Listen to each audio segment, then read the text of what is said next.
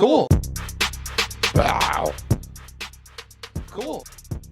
Fucking rethink yourself, you idiot. Cool. Wow. Fucking rethink yourself, you Wow. idiot. Cool. I have taken And wipe my shits asshole. big enough that my hand, any amount going in the toilet, would have hit it. Cool. That's too much poop. You should see a doctor. Cool. Fucking rethink yourself, you idiot. Cool. No, not this show, Pat. Lemare's here. Cool. Fucking rethink yourself, you idiot. He's family. Cool. Not this show, Pat. Lemare's here. He's family. Fucking rethink yourself, you Wow. Cool. Cool. Wow. Cool. Fucking rethink yourself, you Wow. idiot. Oh, baby, we are here. Hello. Hi. Hello. Hi, everybody. How you guys doing? It's Monday morning. We are here live on Instagram Live at Baby Mermaid's Productions and on YouTube here as well. If you are here on the YouTube page, make sure to check out some of the other stuff on the channel. I got a playlist there with a great show. We just got a new episode up. What About with Andy and Pat. We had our first guest on, Jay Simpson. We talked about the album Tell Your Friends by Taking Back Sunday, who I guess also Jay is an expert on, we found out. And also, well, I guess Andy already knew that, but it was really cool because I had not heard that album, and it was cool to kind of experience that live and hear from a couple people that really love it. Like their also their experience and also why they love it so much. So it was really cool. Check it out. Also, there's a couple other episodes on there. Also, new Falls Count Anywhere came out today. Make sure to check that out. If you the audio is obviously available, but also if you want to check out the video, go to patreon.com/FCApod1. I hear that like 100 times a week. You would figure that I would remember how to say it. But so thanks so much again for joining. And also new Proper Ebonics is coming out later on this week. It was cool because we when we were recording that one, we were recording it on Saturday, and during the recording we also got the news. I got news and shared with the group of the presidential results. So that was pretty cool. It was pretty cool to experience that live. I can play the clip. I want to play the clip actually real quick of how it went because it was really, it was so natural. It was such a cool thing to get. I can play it. I think I can share it on the YouTube feed, but I don't know if you'll be able to hear it on Instagram, but you won't be able to necessarily see it, but you can hear the reaction. And again, this is from the episode of Proper Ebonics that's going to be coming out pretty soon. So make sure to look out for that because this was not only that, but also a great episode. A lot of fun. So check this out. Hold on. Let me get this up. Bring it out here. There's Kirk. Beautiful Kirk. There we go. I'll put it right here. All right. So Kirk, this was during the recording. This was Saturday afternoon, and this was Kirk's reaction to the election results. The big ones. And kind of the narrative right now, or not even narrative, like that's straight up what's happening, is a lot of those states, they were leaning towards Donald Trump. We saw on Tuesday the map was looking quite red. With producer Pat just said, got a text from my brother, PA is finished, Joe Biden is the president. It's lit. Whoa. Just lit. Damn, breaking news. Producer Pat with the breaking news on Proper Ebonics. Always trying to help. You probably listen to this about 4 days after this is happening, but just know that we were breaking that shit. Joe Biden. I had to. Yeah, I had to get the. I had to make sure to get the clip to him as soon as possible because I want to make sure that, like stuff like that, like there's not very like that excitement. That was a weird feeling. That was like a. Like it was like the way. Oh, this is the way I wanted to explain it. This was the easiest way I like the feeling that I had. It was like the feeling I have like when Star Wars, like when you're watching Star Wars, it's like when they destroyed the Death Star, but they still need to crumble the Empire. You know what I mean? Like the next movie may not necessarily be great, but at least, again, you want to enjoy the victory at the time. Like, you want to be in the moment and you want to be like that. But right after I sent that message to them and they were notified of it, they all looked at their phone and realized they were getting messages at that time from their, like, it was literally it happened right at that moment, which was so cool because people were cheering, people were doing all that stuff. It was such a weird feeling coming out of that because, like, I think we all know that it's not going to be just like, it's not just done. Like, it's not like, yeah, you know what I mean? Like, it's weird. It's weird to say, like, again, like the same feeling of like, it's a huge kind of, like, a lot of people felt, I think what it is there's something about, like, and I don't mean this to sound condescending, but, like, there's something about, like, bandwagon people. Like, Dominique is somebody that never was into politics until this year. I mean, not this year, but, like, in the past couple of years, because growing up, she was in a religion that really didn't kind of, like, promote that, so or support that. So if you're gonna be, like, if you're gonna choose a year to pick a side and kind of do a thing, like, politically, it's kind of like the same idea as, like, a bandwagon fan, like, becoming a long-term fan. So, like, if you start liking a team at the right time and they actually do win, it could possibly, now, and I don't know if that's necessarily the most apt analogy, but I know that as far as, like, relating, like, I was somebody who really liked the Tampa Bay Lightning, even when they weren't so great. So it was kind of like but it was only like a couple years. I only had to suffer for like a couple years before. But if I had somebody that maybe started liking them like a year ago or maybe this year, and them ending up winning the championship, that might be more beneficial for the long term. So I think this is a good way for making people, for convincing people of change being possible in the way that they want it, whatever they see. You know what I mean? So it's cool that it was cool to have that kind of reaction of like to be able to share that with people. I also sent the message to Dominique, who was at work at the time. She just read it out loud because she was like, "Oh, that's cool. I'm excited." Like, she was her team won, so she was excited, and she was like, and said it out loud. Everybody heard in the store, and everybody in the store started cheering and clapping and all that. So it was a weird sigh of relief of 51% of America hopefully thinks now we get that thing. You know what I mean? Like, and again, I say we as a person who voted this year for the first time in PA since we've been here.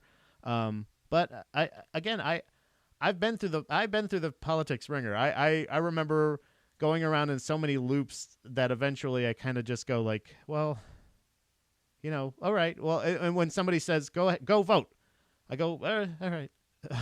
You know, like, what am I gonna do? I don't.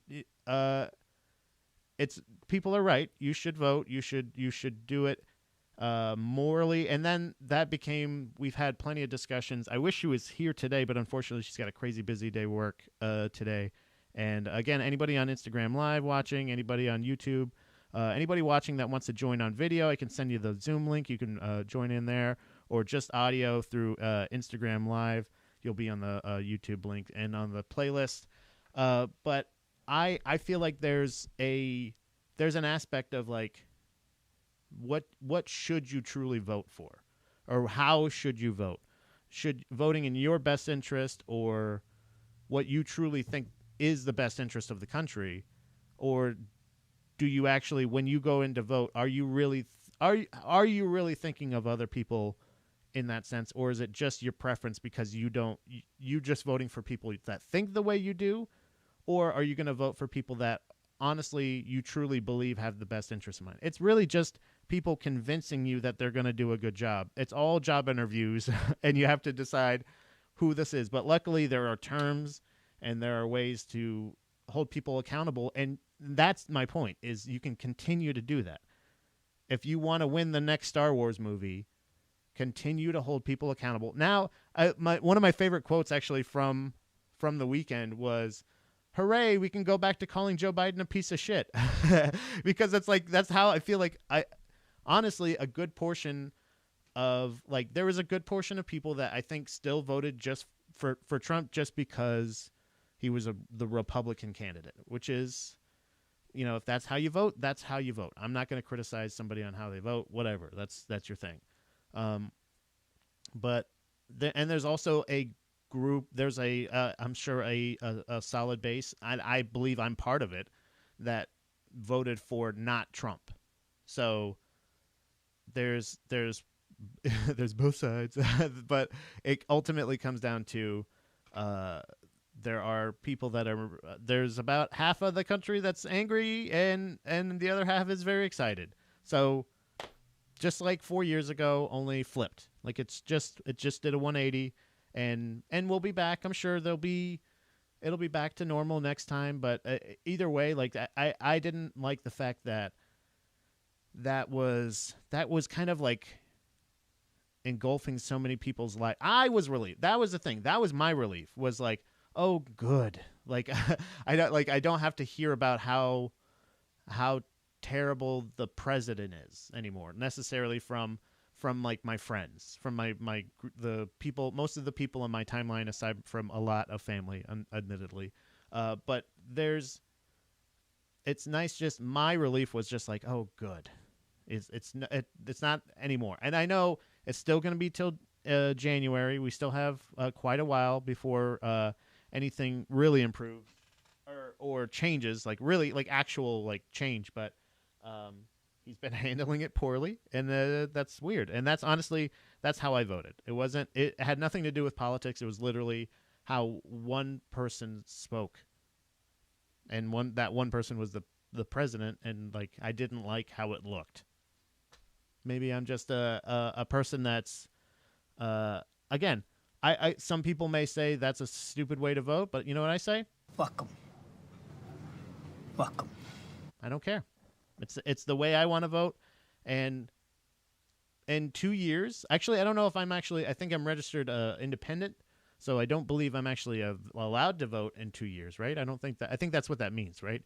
I'm not allowed to vote. Oh no, I'm allowed to vote in the midterm elections, but I'm not allowed to vote for a person to be elected president, or to nominated as a candidate, I think, or something. I can't see.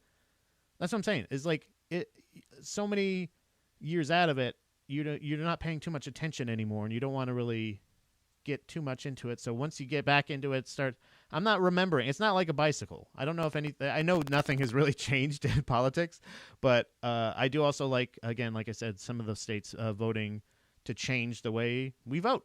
So eventually, I'm sure it'll be as easy as from your phone and stuff, which will be cool. But who knows? From now on, I think there should be. Again, I like more votes on how to vote. I like stuff like that. So if you have any suggestions for places I can get information about that, let me know, because I wanna adulticate myself as much as possible in the coming years and months and stuff like that for any kind of any political thing. Not just I thought the legalization of marijuana would be a bigger issue with me, but it's kind of one of those things of I mean, it was weird that it wasn't even brought up on the ballot. Somebody told me, I remember when we first moved here, somebody told me they thought that New Jersey would be the last place, or New Jersey, I guess they said, would never legalize it, and PA would probably be one of the last states that actually did it. And New Jersey did, I believe it was recreational use for adult patients. Okay, we get it. Or not recreational use, sorry, recreational use for adults. And I was like, yeah, I get it. But PA, still just on a medicinal train. They're probably still making enough money with it. But stuff like that, I gotta work harder on getting better at educating myself on the things that I'm not interested in voting on, because I feel like that's where a lot of the sneaky shit comes in, the boring stuff. So I'm excited to find out what happens next, because really that's it. There was a sigh of relief. There was a celebration. There's a lot of people gloating and a lot of people saying, playing the song, you're about to lose your job, or also fuck Donald Trump, which is very apt. There's very little message in there except for just the one message, I think. But I like it. I like the fact that you at least have a soundtrack to go like. And again, it's weird too. Somebody else, again, another people just bringing up weird, like it used to be. It's like the Daily Show, like making good points to argue a point is always, that was the thing. Was I feel like peak political years for me was like Daily Show was huge with Jon Stewart and stuff like that, and it was like, you're making great points, and I agree, and also that's true. Like that's, but why isn't it different? And that's what it's felt like this whole time. And it would be nice. It would be nice if we can try to start kind of going back to normal. But again, I think everybody brought that up. Like this is, hey, I don't know if you guys heard of this. I came up with this new phrase. It's called the new normal. That's what this is. So, but I either way, that didn't take up our whole weekend. That was just Saturday, and later on that night, actually, we checked out two movies that I not suggested. One of them I did suggest openly, but the other one I saw the preview and added to our list.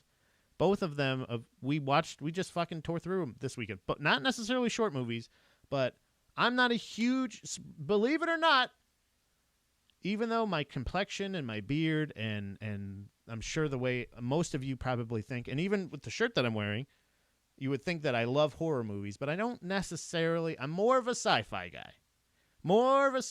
But if I were to suggest any horror movie that wasn't like, I love Cabin in the Woods because I feel like comedy makes everything better.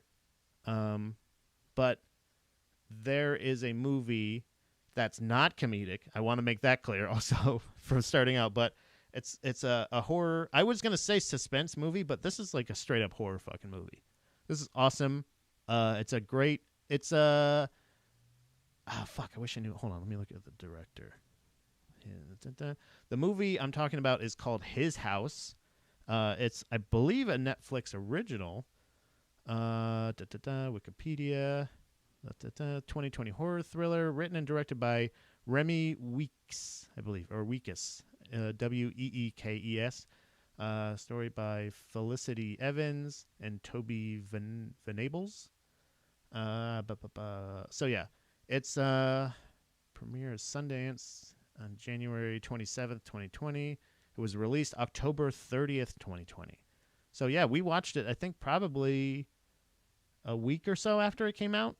I saw it was, hold on, directed by, did I say directed by? Yeah, distributed by Netflix, and Remy Weekes produced, screenplay. Okay, yeah. So it's about this refugee couple that are trying to make it to London. And it's basically their story of making it from they're in two villages that want to kill each other. They just want to get out. Again, refugees. War is happening. They want to get away from it. They're innocents. They don't necessarily want to take a side. And instead of just voting the people out, I mean, why don't you just vote them out? They, I understand. They are on their way on the boat. The boat. I don't want to give too much away. Or either way, refugee couple making it to London, and they are assigned a house, and they're basically trying to I can't think of the word exactly. It's basically where they're trying to adapt to the culture, and they're basically grading them on it. They're saying if you want to be part of this community or whatever, you need to show us that you're not crazy, that you're not going to hurt people, or that you can contribute and all this other stuff. But we're going to give you housing. But it's this big house. It's run down. It's crazy, but they turns out to be haunted. So that played into a legitimate fear that I've had for years, because it's been well documented on the show, and on other shows like Buddha Boys and anything else. I'll talk about it anywhere you want. I love ghosts, and I'm interested in ghosts. Let's just say that. I don't want there to be a bunch of ghosts listening to this thinking they can just come in and hang out. I don't necessarily want that. But what I like is ghost hunting shows. I like those ghost. I like ghost stories. I like. Obviously, I love one of my favorites is Nuke's Top 5. Free plug right there. I've actually contacted this guy, trying to get him as a guest because I'm like, I know I'm not the only fan. Obviously, I'm not his only fan. But I am definitely interested in hearing like where that got started. But if you like, that's just a top 5 show, Nuke's Top 5 on YouTube. That's a free plug. If you like ghost stories, check that. I feel like that. Everybody says he has a weird voice. I always thought he had a voice that sounded like kind of like he was from South Carolina, but apparently he's from Norway, and everybody else can hear it very clearly. But it's not like it's not super broken English or anything like that. It's him just in English, describing clips from all over the world, like ghost clips from Japan, Mexico, China, a couple from Russia. I love the ones from the Middle East though because they're like super frightened and they just like pray at it. They scream pray at whatever ghost or you learn a lot about like different like how different cultures handle each ghost. Like white people go like, "Oh, dude, did you hear that?" And Japanese people or Asian cultures, I believe, usually are of the mind that you should scream or curse at the ghost, like to try to like frighten it away, kind of thing. It's more scared of you than you are of them, I think, or make it. I don't know. Again, but he describes lists of like ghost clips and things like that. I love any of that stuff. But one of my biggest fears was I've also always loved not just ghosts, but also not loved it, but have been affected by the fact that I'm pretty poor, pretty impoverished fella. Not great with money either. So when I do get money, not good with it. So I don't oftentimes have money. So if Dom and I were to I thought just signing a fucking lease, signing a 1 or 2 year lease in a haunted house or haunted apartment or haunted anything, like how fucked up would that be? Having to live there. Now, take the pressure of being in a brand new country, like completely different culture, completely different everything. Not necessarily by choice. The choice was they don't necessarily want to leave their home. They want to be away from the danger. And obviously the husband, there's conflicts in this movie that are, it plays into another thing that I love is like guilt equals ghosts. If you have guilt, it equals ghosts. You have ghosts, you got guilt. You know what I mean? Like, so that's a thing. That's a big thing in the Haunting of Hill House, and not necessarily the semi sequel thing to it, the Bly Manor or whatever. But I feel like guilt are ghosts is a big thing, and that this movie plays into it a big time. His House is the kind of movie that plays into like there's survivor guilt being like established. There's like regular, just again being uneasy in a new environment and not knowing like your surroundings, not knowing how to handle the culture, and then also there's a fucking ghost in your house. There's a ghost in your house, so you're terrified, and you also have to act normal, and you have nowhere else to go unless the only other place you can go is back to the impoverished, war-torn country that you came from. So adding the refugee, it's almost like Poltergeist, but like completely flipped on its ass, or on its head. Sorry, you sit on your ass. That's why would you flip that? But you go into it thinking like, what is this going to be? Is this a mental illness thing? Is this to me nowadays, like with how many fucking twists there are in a lot of horror movies and stuff, there's going to be a lot of times where you have that weird, again, like guilt is ghost, like the guilt of surviving getting to this new country and having it easy. Either way, you're indoors. You're not on a boat trying to survive on your way to this new country anymore. You didn't escape while getting shot at by machine guns or anything like that. So just surviving. So like, again, Poltergeist, they just are a nice, happy family that are living in this haunted house, and then they go, we got to go. And they just go like, we're just going to get a hotel and then we'll find a new house. They don't have that choice. They don't have that. So you take that escape away, and it doesn't necessarily, again, I don't want to give too much away from the movie, but His House on Netflix is a fucking great, layered, suspenseful, meaningful horror movie, and you don't fucking get that. You don't get movies that are again, with The Shining, you know what I mean? There's a lot of guilt. Guilt is ghost. So, he goes to the bar, there's a ghost that's offering him booze because he feels guilty about how he acts when he drinks, and he feels guilty about his alcoholism. Like, I love The Shining because of all of the meaning behind it, the creepiness, and it's this, I'll say this, it's really nothing like The Shining. I'm just comparing it to another movie that I feel like is just a good movie, but it's also a fucking horror movie. So His House is great. The other one we watched, I don't remember it was it was a mummy thing. I can't remember. Again, I'm talking about all these movies that I'm learning so much from, and I'm saying, it's that mummy movie. And then there's that other movie called His House, and it's about these people. That one I just don't want to give away, but I want everybody that I know, I want everybody that is watching this, anybody that's watching this, anybody watching anything, if you at all like good movies, check out His House. It'll be scary if you're scared of scary movies or whatever, but it's worth it. It's worth it if you like good movies, and I want to talk about it. Essentially, that's the biggest thing. Because Dom and I have talked about it, but we kind of agree on a lot of the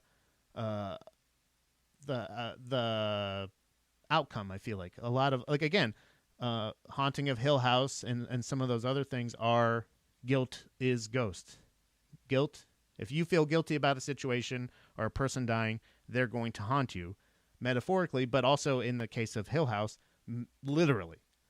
And so you have that element with other things. It's just so cool. And honestly, I feel like it's such a cool movie that I feel like, and not that I want them to do this, but I feel like they could get more from the villain that's in it, the evil thing that's in it, the what's it called? Monster? I guess you would call it. Either way, don't want to give it too much away. On to the Mummy movie, which is a documentary, not another horror movie. I didn't watch a horror movie about a mummy and another horror movie about a haunted house. I watched one haunted movie, one horror movie, and then another movie about people basically discovering. So they discovered. I wanted to at least get the name of the tomb correct. So it's the tomb of Wati. It was they basically discover this guy and his family's tomb in Egypt, obviously, but they are excavating it, and it's like perfectly preserved over a couple thousand years or whatever, 1,000+ years. And this was like 1,000. Some of the pieces that they were pulling out of this whole area of Egypt that they're excavating. Jesus Christ, that's hard to say. Excavating. That's not even the word of the day. That's a free one. That's a free mispronunciation right there. But this whole portion of Egypt that they're excavating, and they found this perfectly preserved tomb. They're also finding a bunch of like they'll find a full coffin that's beautifully painted. It's got fucking bones in it and everything. You got mummified people. You got mummified cats. Like they had just a pile of mummified cats in this guy's tomb, with one mummified baby fucking lion. What? They would just breed animals like cats or lions or anything like that, just so that they could be like, oh yeah, take that one. I want that one with me. Like there was a business in having just animals to sacrifice to take with you. So like, I love it. I love how many loose cats there are just in Egypt. They just got cats all everywhere because they worship them. I knew that at one point, or didn't worship them. They just love the hell out of them. We worship them now. But it was a cool thing. They also found out like the things that they find from the bones and from the artifacts that they, not just the fact of actually finding it, it wasn't lost on them. Just the kind of stuff that I relate to, the cool stuff from history and science that I relate to, of just the sheer fact that I'm actually holding a thing that hasn't been held in thousands of years, or it hasn't seen daylight in this, however long. And but not just that, but they're also like every time they do that, they're like, holy shit, my hand's the first thing to touch this thing in years. Like, it's not lost on them ever. And I really do appreciate that, because the point of the documentary, I feel, is, and I don't know if it's exactly what maybe it wasn't their intention necessarily, but it's them the whole time. It's them. I think they're trying to lock down, make sure that they get the funding that they can continue to dig and uncover a lot of these things, because they said, basically what they said, we don't need items, we need information. So the things that the people that they had, so they had translators coming in to figure out, like, who the fuck is this guy and why does he get a tomb?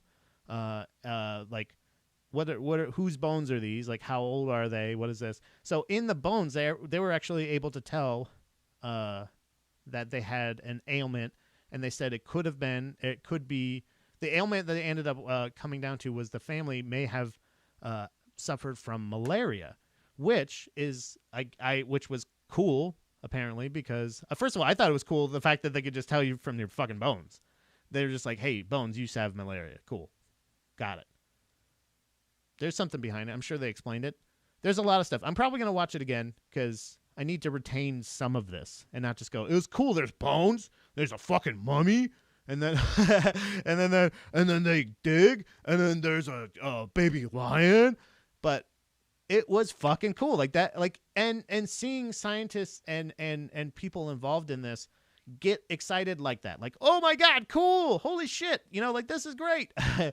That was cool to see, but they were able to look at the point of the malaria thing was the significance of that information is that would mean that there was the first reported case of malaria would then be predated back over 1,000 years. Like, then they would be the new bar.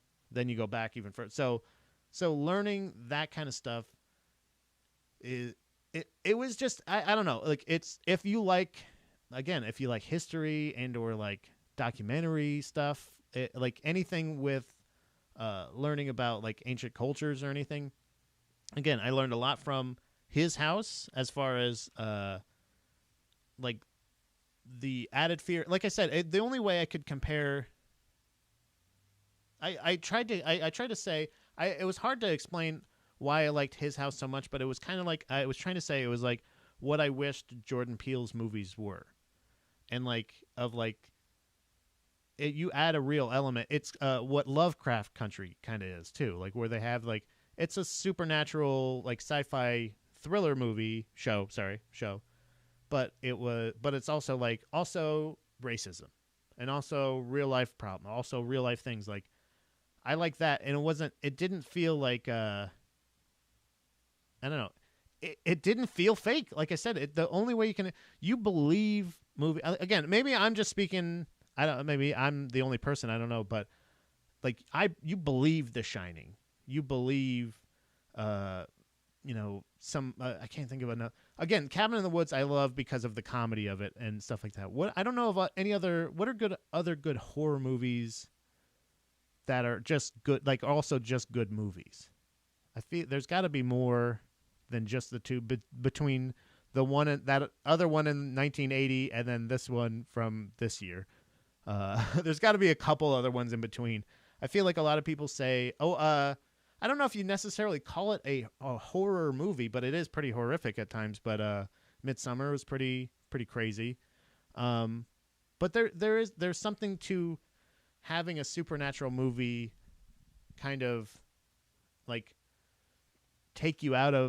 not make you think like, oh, I'm watching a spooky movie that's going to make me jump here or something like that. It's like it has those parts, it has those elements, but it has so much more intention and it has so much more added stress and drama to it that like they don't have to like plaster on. It doesn't. It's so natural. Like just I don't know. It's not. It doesn't. No part of it seems cartoonish. Is that a weird thing to say about a ghost movie where there's obviously ghosts in it? Like there's got to be something else besides. But both movies were in completely different sides of the spectrum as far as like entertainment. One is meant to be just an educator, I would assume, or a fundraiser maybe, because like I said, they're trying to get enough information and enough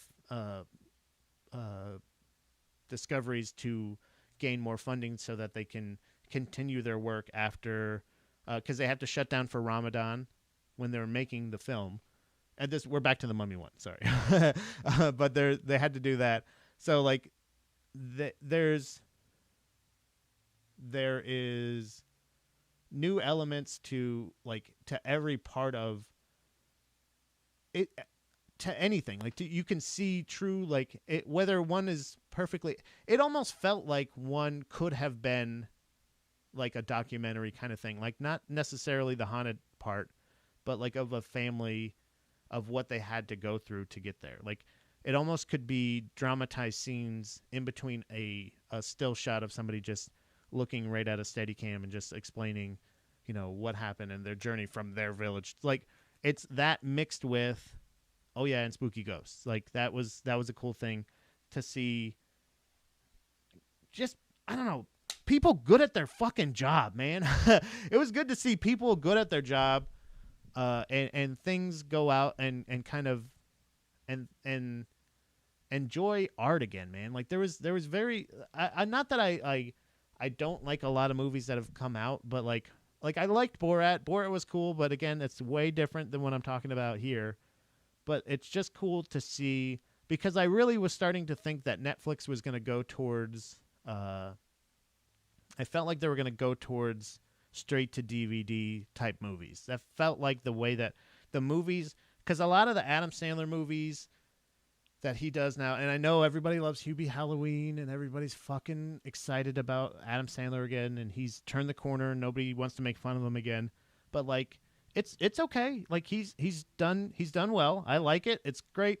But like definitely I think the quality of the movies would be straight to DVD. I don't know if these movies, I think pandemic or not, and he made the deal before the pandemic, obviously, but I think no matter what, he was headed.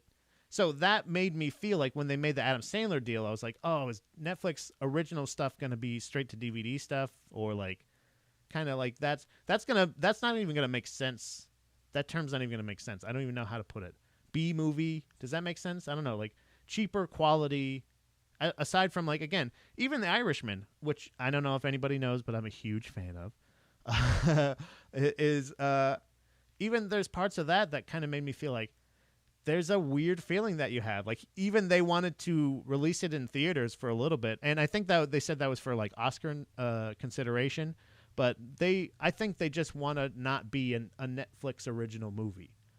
They want to be, I think they want to be something else. So like to see a good fucking movie made by Netflix is cool.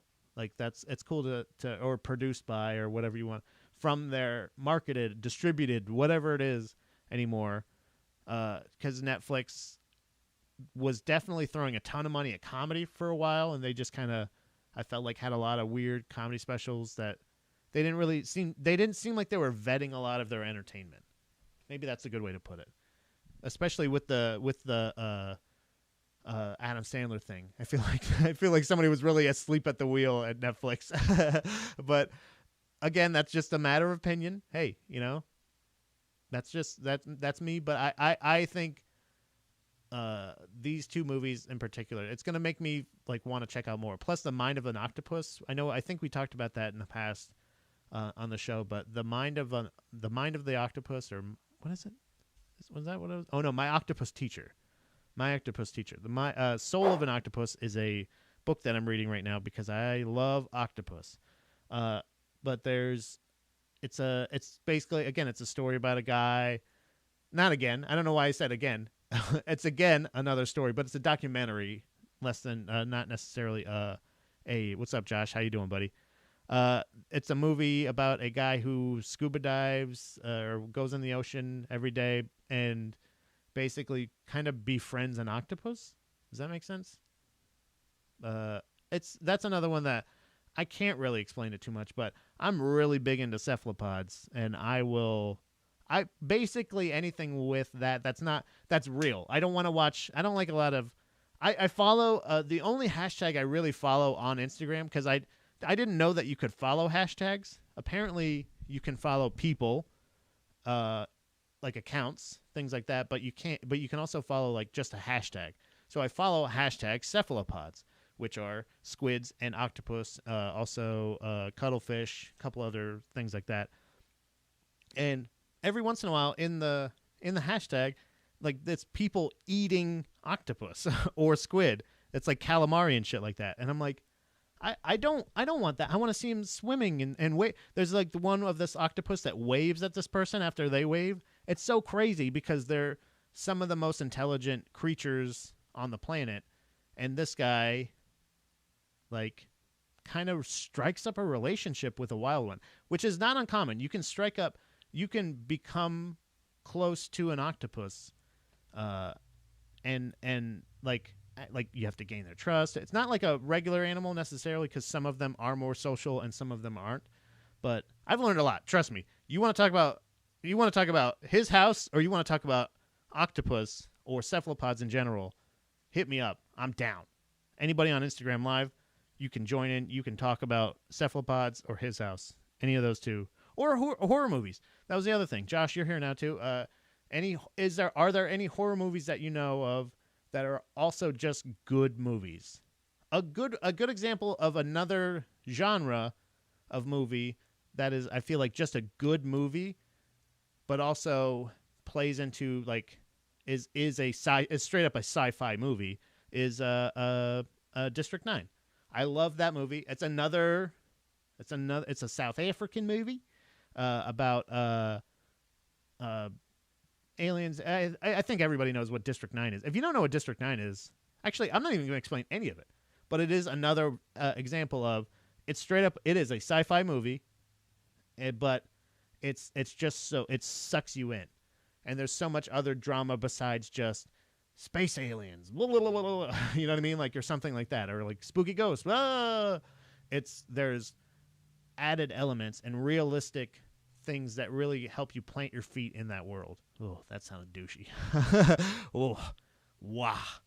But yeah, I'll follow that hashtag, and every once in a while it'll just be somebody that's about to eat a fucking whole goddamn octopus. Like, I don't necessarily want to see one of my favorite creatures get eaten, but I do want to see them swimming around, interacting with people, and generally being respected. I feel like a book that I would recommend as far as octopus would be The Soul of the Octopus, which is the book name. I was getting mixed up with that the movie I was gonna watch. Hold on, I want to just double check to make sure. I ordered some Jimmy John's earlier because you know what? They won't just walk into my house. They'll leave my order at the door and they won't walk in. So no more DoorDash. Free ad for Jimmy John's. I would love to get sponsored by Jimmy John's. That would be fucking great. Free sandwiches would be amazing. I feel like that's most of my success could be measured in like the most practical payments. Like if I could somehow entertain my landlord every month, like just make him laugh for like half an hour, 45 minutes, let's say, a month, and then, on the house. What do you think? But it's got to be. I wonder if it would have to be a new hour every month, because that would stink. If I had to write a new hour of material to make him, and he would have to be entertained too. It would be one of those things where like you say like money back, either your satisfaction or your money back. You know, like you could just lie. You can just say you did like it, but it was, you know, you just say you didn't.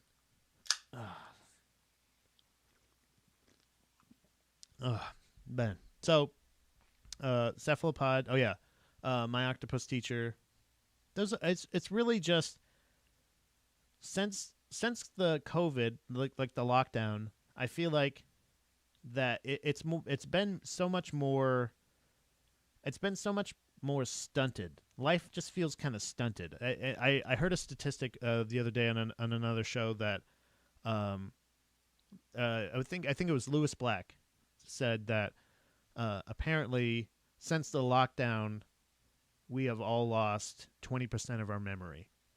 Apparently it is we can re-achieve that, and I don't understand that necessarily. Maybe that was part of the memory I lost, but I don't know.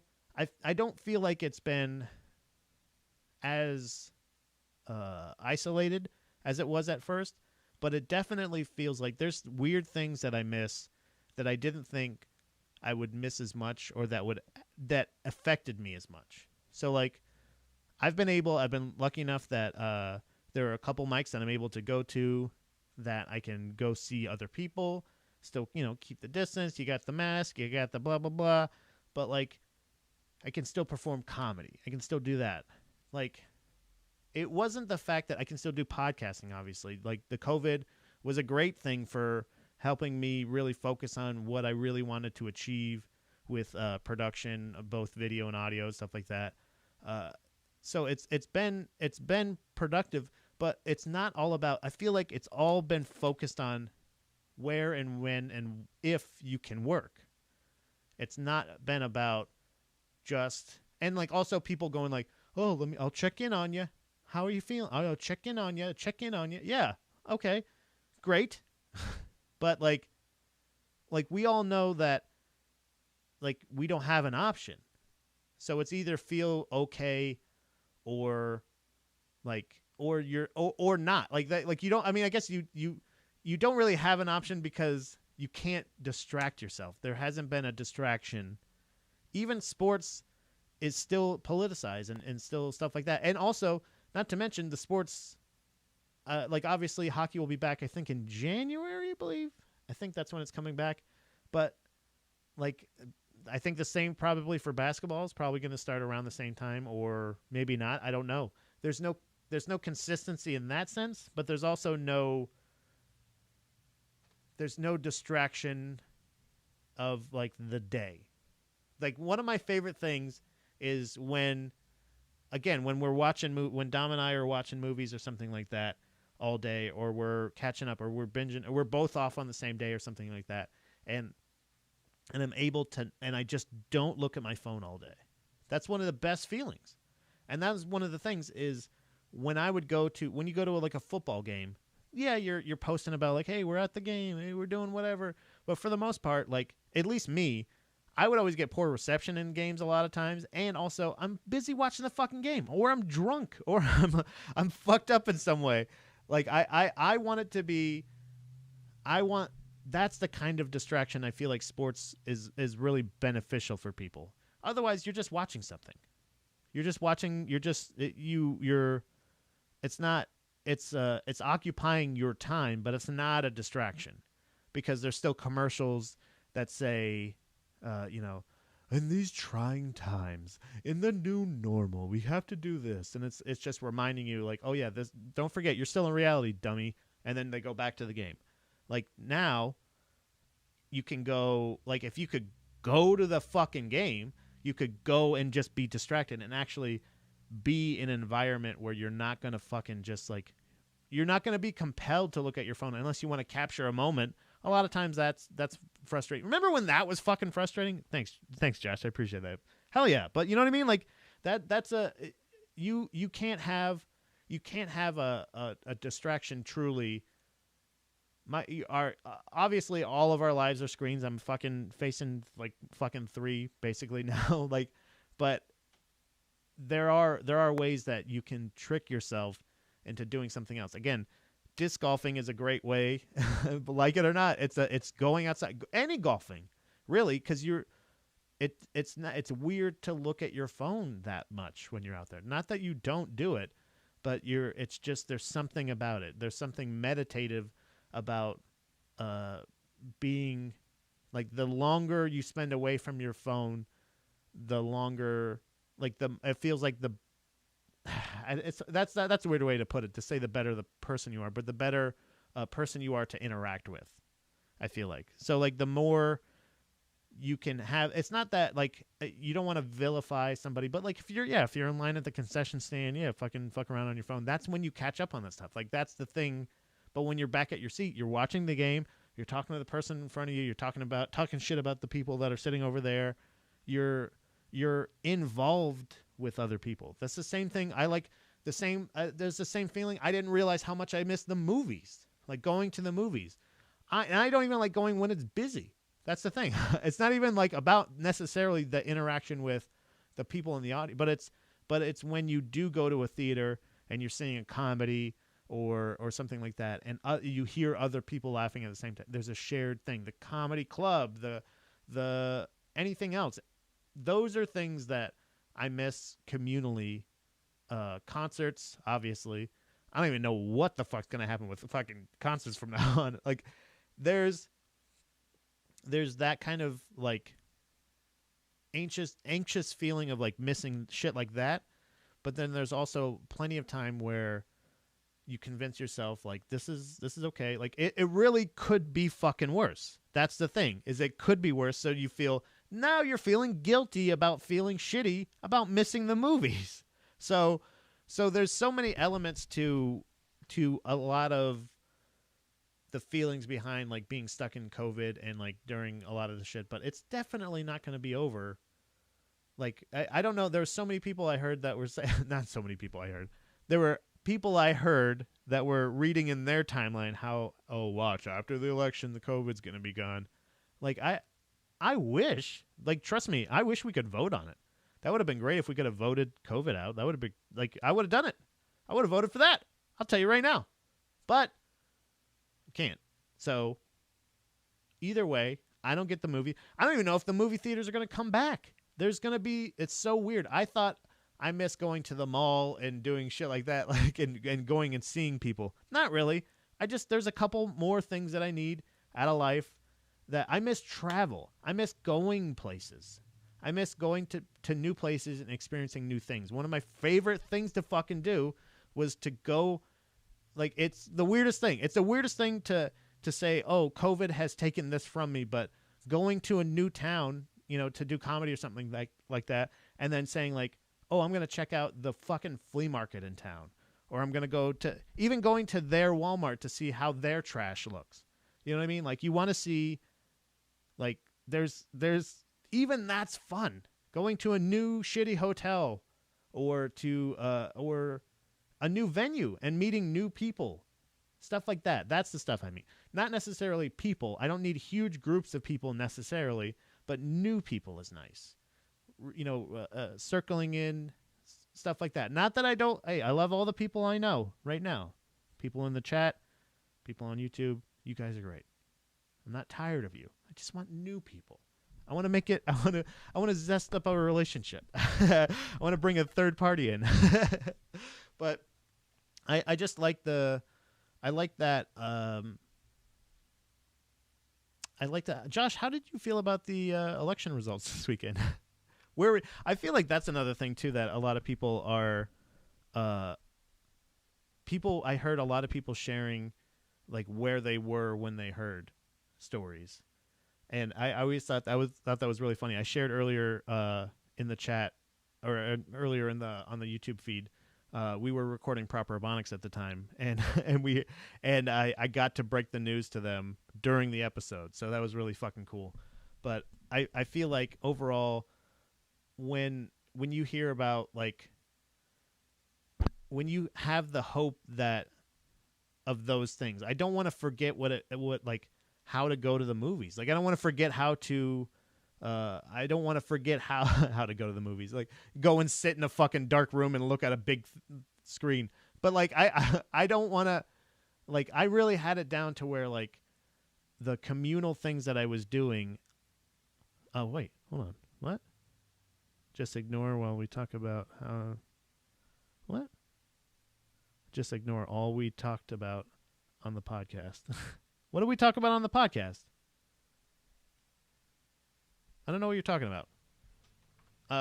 But no, I think there's an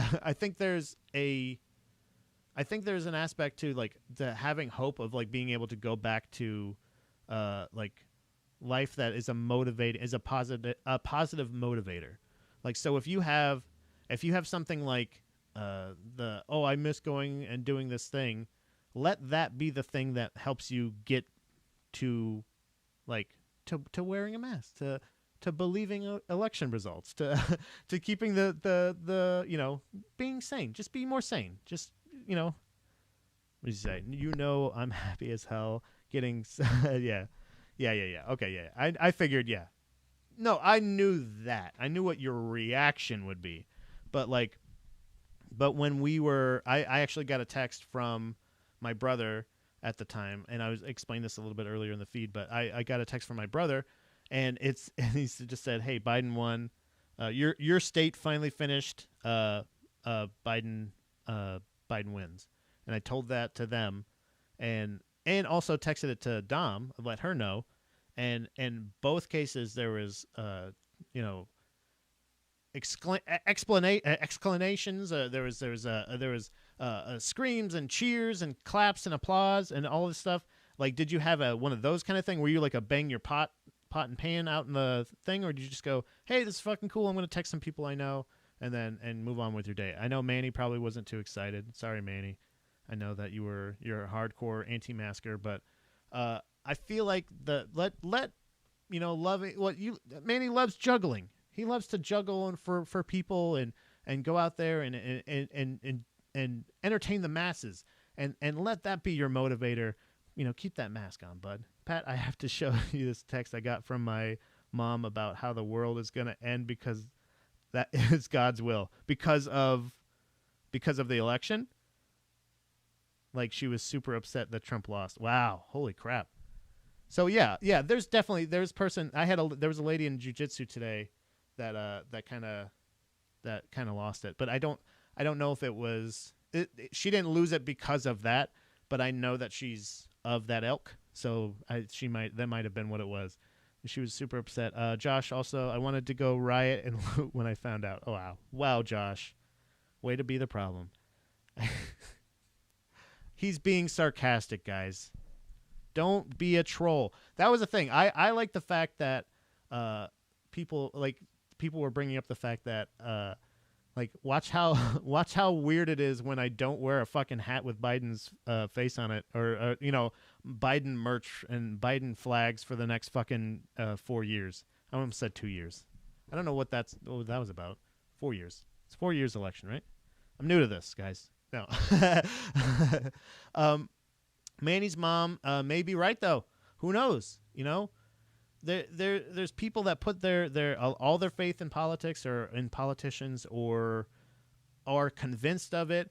And again, there's other people that I know that may be of the religious ilk that think that this is the end times, just like probably people did 10 years ago or 15 years ago or whenever. When 9/11 happened, people probably thought this is the end of days and all this other stuff.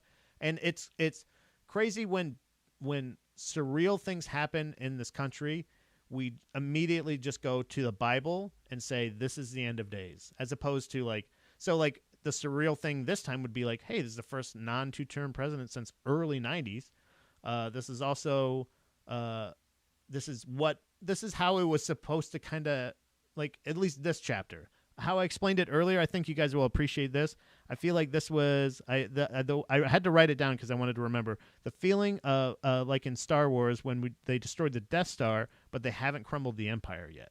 There's still so much more to be done, kind of thing. But there's an aspect of like, whew. But anybody that goes like, that's the feeling I had. Like I said, whew, maybe things won't be so chaotic for a little bit. And we can just relax a little bit. Not that everything's better, but just like, oh, okay, then we'll move from here. But like, I didn't think it when Trump got elected. I didn't think this is the end of the world. But there's people that do that, and I don't know. Josh said he needs some new, or he's going to pass 2 years. Oh yeah, yeah. I feel like that when I started to say that, when I said 2 years, and I was like, oh wait, he's like 70, 78 or 77, something like that. He's old as fuck, right? So yeah, I mean, who knows? But now he's got that he had the presidential health plan before too, right?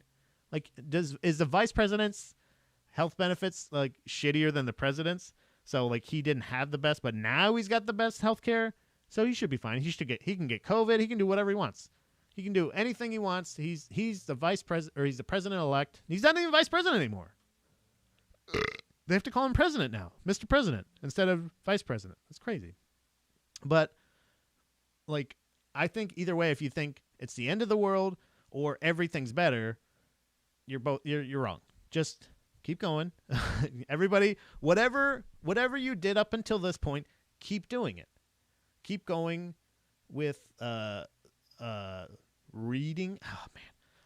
I literally have I wrote out a schedule for myself and actually have like 9 a.m. to this time, 10 a.m. to the 1 a.m., whatever, not 1 a.m., 1 p.m. to 2 p.m. is lunch, and stuff like that. I actually have read for an hour every day, and I also have writing for 2 hours every day. So, like, stuff like that is like, I actually have to. Sometimes it's just that easy. It's just like that. All you have to do is just make a list to remind yourself. Check in on these motherfuckers. Anybody? Did you guys watch? You had to have watched Chappelle on SNL, like that. I obviously. They did that on purpose, but there was no way that they would have known that Biden would have won that day. But they definitely had him as the first. Manny wants me to read the Bible. Of course, obviously, I'll read the Bible, Manny. That's what I should learn, and then I'll believe like your mom. Maybe I'll finally get it. I don't know. What are my thoughts on Wawa bringing the gobbler back? What is the gobbler? I don't know what is the gobbler they have a turkey sandwich with like stuffing and like they have like it's like Thanksgiving on a sandwich, right? Essentially. Josh asked me what I thought of the Wawa bringing back the gobbler. I want to find out. I'm more excited about the McRib, personally. If it comes down to me, if you tell me gobbler, I go fuck 'em. Fuck 'em. I don't really care. So that's what it is, yeah. So the gobbler is basically the if you've ever seen the show Friends, it's the what is it, the flavor maker, something like that, the best sandwich ever, and bowl. Okay, so yeah, so it's got stuffing, it's got turkey, probably cranberry sauce. You got what else goes on it? Anything else? Gravy, I'm assuming. Man, that does sound pretty good, doesn't it? That's like a white trash French dip. That's like a French dip. It's like oh man. I think. Well, what do you mean bringing it back? Did they not have it last year? I don't know if that is that a thing that is that not seasonal like every year, like the McRib or anything like that. I again, to me, I don't know if you've ever had a McRib, but the McRib is, the patty with the pickles and the thing. It always reminds me of like I don't know why McDonald's would do that, but I do respect the fuck out of the fact that they have not done year-round McRib and they have not done year-round Shamrock Shakes. The fact that they actually make people wait for those things, especially after all these years, like they could just, with everything being 24 hours and everything going like, supply and demand, yada yada. We want freaking. They just every year they're like, nope, only for this time. And McRib, as far as I know, I don't even think they have like a set schedule for that. I think they just every once in a while go, it's back. They don't even let you know it's coming back. They go, it's back. I love that. I love the surprise of it. Gravy, sweet potatoes, plain mash. Comes with around Thanksgiving. Hold on a second. What is this? McRibs? McRib is overhyped trash. Well. And Josh likes the McRib.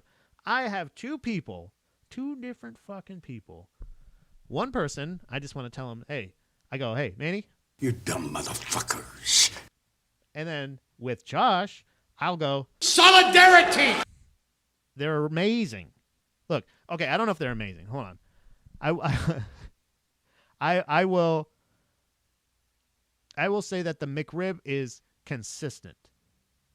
I don't know if this should be alarming or if this should be reassuring, but the McRib has tasted the exact same way since I was a child, since the Batman Forever release, and they had special cups, they had special toys, they had special McRib release, and guess what, Manny? It was amazing then, and you know what, Josh? It is amazing now. It's consistent. It's not like what other McRib is there? Like there's no like riblet. It's a riblet. It's from a TV dinner. It's like the same patty.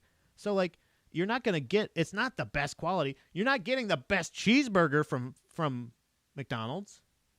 So you're not gonna get the best barbecue, obviously. But you are gonna get a consistent ass McRib. Okay, so Manny, what's your go-to? What's your go-to seasonal fast food item? And I know you eat it. You get DoorDash plenty. I'm not trying to blow up your spot, but you get DoorDash aplenty, my friend. So what are they shaking up in the bag and then leaving at your doorstep? Yeah, I'm really selling the McRib. It's like a TV dinner, but on a bun with pickles. Also onions, so I'm just saying. It's tasted exactly the same as it tastes like my childhood. It tastes like young Patrick's feeble mind, and I feel like you should enjoy it just as much as I do because I love that new bat. You like nacho fries? You're a fucking idiot, dude. Are you kidding me? You're gonna tell me the McRib is trash, but you're gonna tell me you prefer nacho? Yeah, I know where they're at. They're at Taco Bell. Free ad.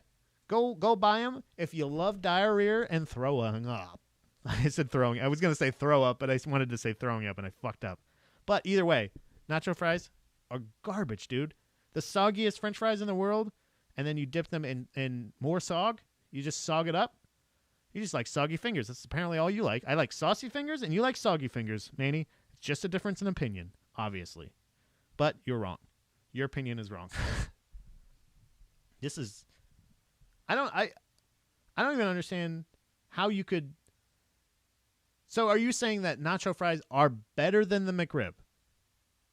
Like, obviously, right? Because you don't like the McRib. I'm not a hater. Come on, man. Nacho fries are garbage. I think that's just the only thing...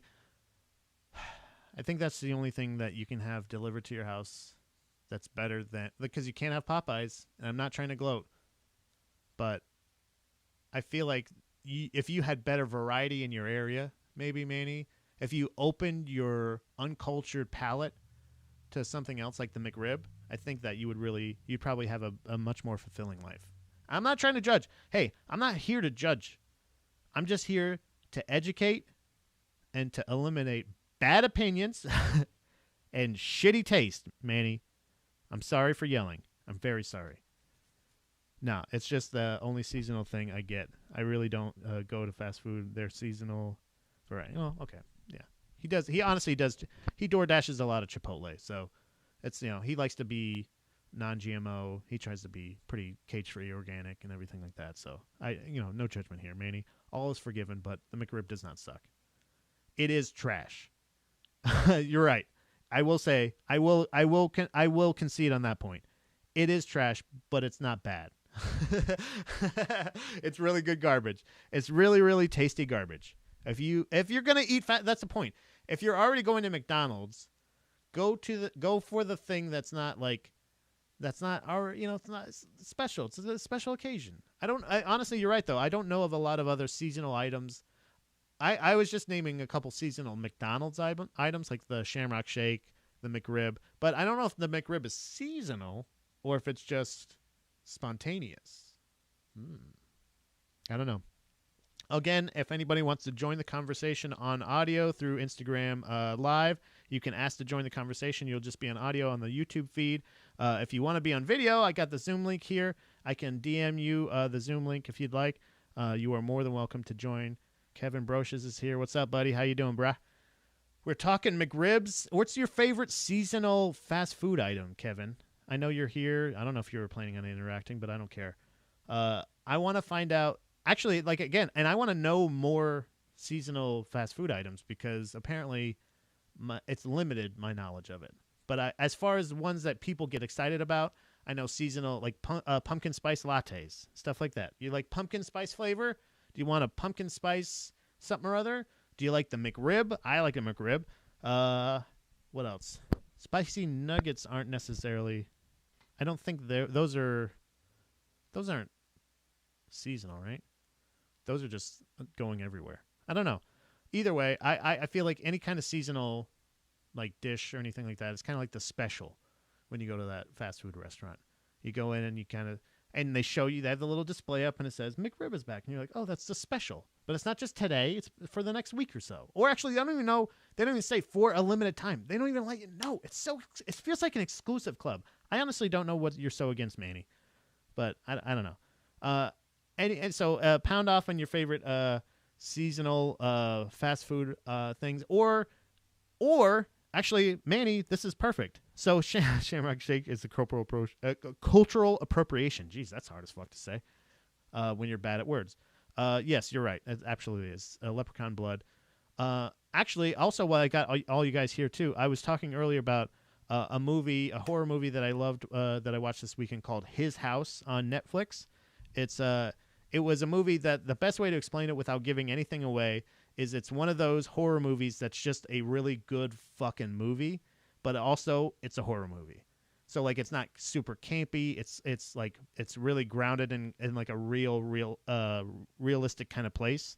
It's about a couple of refugees that are coming from the Sudan to England, trying to to immigrate. They're basically, again, they're refugees from a war-torn country, and they get assigned this home that it's a married couple, and the home that they are assigned is motherfucking haunted. It is it goes into my poverty fear of being assigned a haunted house and not being able to move because of money. It also goes into the fear of reappropriating to a culture or introducing yourself into a brand new world, whatever, that doesn't speak the language, doesn't do this, doesn't do that, whatever it may be. Completely different culture. Also haunted house. What are some movies like that are good regular movie? Like The Shining was another one that I feel like was just good suspenseful movie, but it's also a horror movie. It's got ghosts and goblins, whatever. What are some movies like that? Because I don't think there's, aside from McRib, like McRib in the Hood, I think was a good horror movie. I liked. I don't know. I don't know. I don't know if it's a horror movie necessarily, but it was a suspense thriller type movie. But it was a movie called Feed that I watched when I was working at the video store at the time, and it was a movie where I don't even remember. I think what it was, I didn't know what the movie was. Like, I actually a lot of times would only want to rent the movies that I was already familiar with. I wasn't really like exploring a lot of new titles. It was like some classics that I heard were really good and just new movies that I wanted to see, essentially. So a lot of times with like the straight to DVD movies or anything like that would come out, I wouldn't really check them out. But there was a movie that that I think it was a guy that I was working with at the time. I used to go to his house afterwards, and he would play video games, and we would smoke weed, and he would play a movie while he was playing. I think it was Final Fantasy, one of the Final Fantasies, and it was on Xbox. It was fucking. He would just play for fucking all like until like 6 o'clock in the morning, after we got off at like 11, and I would just sit next to it. We'd just smoke weed and watch, and he would play a movie, and he would kind of like pay attention to it as he was playing, but I was really watching the movie while he was playing that, and we were just kind of bullshitting. But it was this fucked up movie where it was about it was a crime thriller, more likely, because it was a cop hunting down this dude, but the crime was kind of human trafficking, but it was also it was feeding. So they were feeding people to the point where they were like force feeding them until they got so big they couldn't move, feeding them to death, essentially. And there's just a lot of really gross, weird fucking elements in that movie that I would say is a good movie, but I really can't say because I haven't seen it in a long time. I will say, though, it is a fucking horrific movie. It's really weird. Beetlejuice, good comedy, supernatural. Yeah, that's one I said about Cabin in the Woods. It's just a solid. You're right. Actually, Beetlejuice is one of those movies. I just feel like. So, are you excited?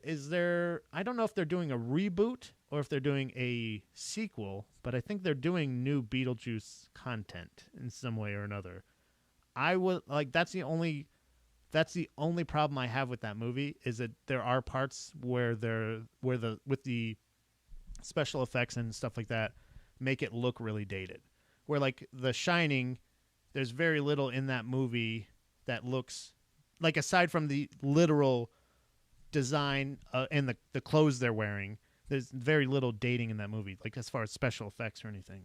Manny says he just saw a horror movie on Hulu about parents that get obsessed with killing their own kids. It's called Mom and Dad. Nicolas Cage is in it. Oh, so is it? So wait, is it actually good? Because Nicolas Cage is kind of a wild card at this point. I don't know. It's a comedy though. Okay. Yeah. All right. Yeah. I'm okay with a comedy. See, that's the thing is, Cabin in the Woods is another one of those movies that like it's just a funny concept and it just makes it a perfect movie. Like comedy, in my opinion, does make everything better as far as if it's a comedy drama, if it's a comedy horror movie, it's a comedy anything else. Comedy. It could be anything. But when you bring it into a comedy horror movie or a comedy sci-fi or something like that, it just makes it more fun. You can have some more fun with it. Yeah.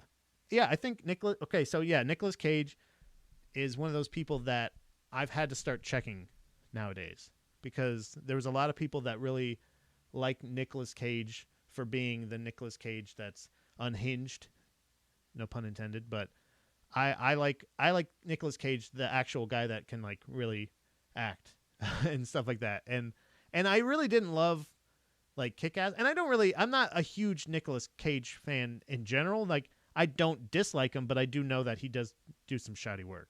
There's been some weird choices that he had. But I think I'm gonna check. I already know Beetlejuice. I would like to see Beetlejuice. This is a weird request. I would like to see Beetlejuice get a reboot with the exact same cast. I don't know how you could do it, but maybe, or if it is a sequel, same exact cast, but they're all dead in the house. Right? Am I writing Beetlejuice sequel right now? We can do this. I know we can do this. Beetlejuice. Nicolas Cage's Beetlejuice, though. No, that would be fucking cool. No, same cast except no pedophile guy, the big fat guy from Ferris Bueller's Day Off. He was a pedophile, so take him out. Recast that guy, or maybe just have somebody else in that spot. But they're all haunting that house, and a new family comes in. That might be a good one. I like that. But I love that Beetlejuice world, and I like the fact. And Shaun of the Dead is another one. I feel like it's fun. It does, like, to me, that's a movie that doesn't get old. That's another one that, just like The Shining, or I feel like that's what this movie is. His House is such an interesting movie. It's not a comedy. I want that to be clear. It is not a comedy, not like any of these other movies. But that just shows you how hard it is to think of a cool or like straight up just good horror movie. Midsummer. I don't know if Midsummer would be considered a horror movie. I was talking about that earlier. I don't know if that's considered, but that would be another one that I think is just like, it's a weird movie for sure. And I don't know if that one would be as universally accepted as like just an overall good movie. Whereas like The Shining has the suspenseful parts. It has the elements of like spousal abuse. Like there's real. That's why I kept relating His House to The Shining, because there is a slight element, a little bit of like, could this just be mental illness? Could this be him having a break? Or is this ghosts? Or is this whatever? And so I think I think those are. I'd like to check out the Nick Cage movie for sure. Also, that Mummy movie. I don't. Did you watch that Mummy documentary on Netflix? That was pretty cool too. If you see that, it's the one that's being advertised right now. I don't know if it's on everybody's timeline, but it is definitely worth a watch. Lots of reading. Make sure you got some time, but it'll make you feel, especially if you like Nick Cage. This is a real life national treasure. I'll tell you what, but not this nation. It's Egypt.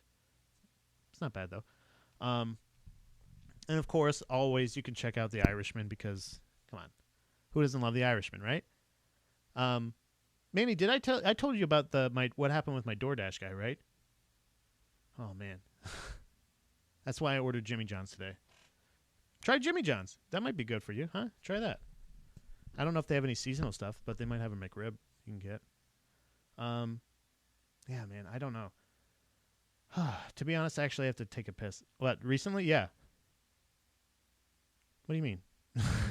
I don't know. See, it's a little delayed too on Instagram Live too. Manny, if you'd like, I don't know if you're working or not, but you can join in if you'd like. You can just be on audio. Fuck, what was I just gonna say?